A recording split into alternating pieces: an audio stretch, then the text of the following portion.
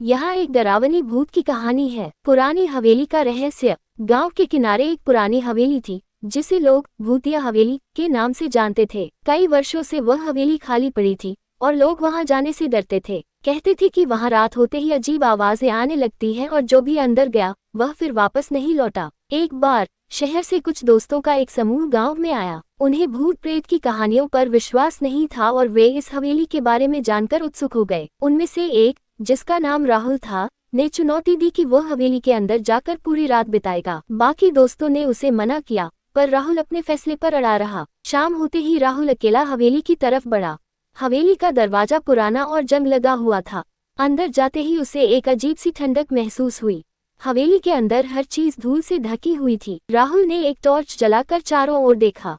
हवेली के कमरों में पुराने फर्नीचर, टूटी फूटी खिड़कियां और दीवारों पर जाले थे। सब कुछ वीरान और भयानक लग रहा था।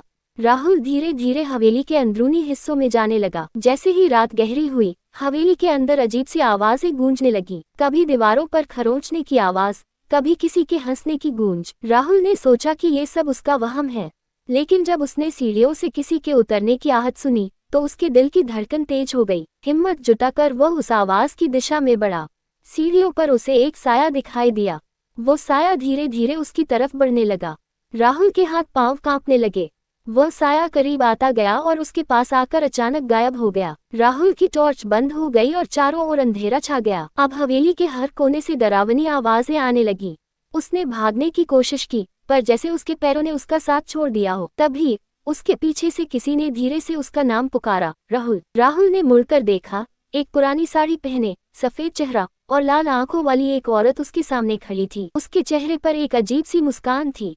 राहुल ने जोर से चीखने की कोशिश की पर उसकी आवाज गले में ही अटक गई। उस औरत ने अपना हाथ उसकी तरफ बढ़ाया और अचानक हवेली की सारी खिड़कियां अपने आप जोर जोर से बंद होने लगी। राहुल ने अपनी सारी ताकत बटोरकर वहां से भागने की कोशिश की। वह किसी तरह दरवाजे तक पहुंचा और दरवाजा खोलते ही हवेली के बाहर गिर पड़ा। सुबह होते ही उसके दोस्त उसे हवेली के बाहर बेहोश। उसके चेहरे पर डर और आंखों में खौफ साफ झलक रहा था। राहुल फिर कभी उस हवेली का नाम भी नहीं लिया और गाँव के लोग कहते हैं कि उस रात राहुल को जिस औरत का सामना करना पड़ा वो कोई और नहीं बल्कि उस हवेली की असली मालकिन थी, जो सालों पहले किसी रहस्यमय हालात में मारी गई थी और अब उसकी आत्मा वहां भटकती रहती है।